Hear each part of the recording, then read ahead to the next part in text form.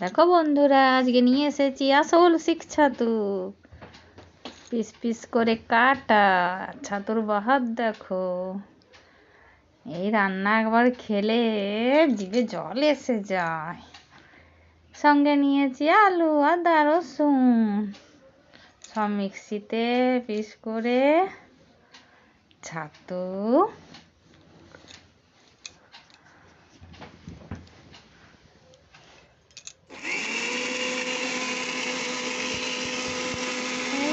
চালু,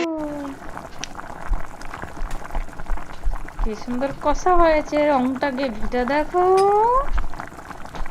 মজাদার gravy. Subscribe করো বন্ধুরা। ছাতুর ঝোল রেডি, ছাতুর তরকারি রেডি। কি সুন্দর হয়েছে। ভাত হলো সাপ। কমেন্ট করো।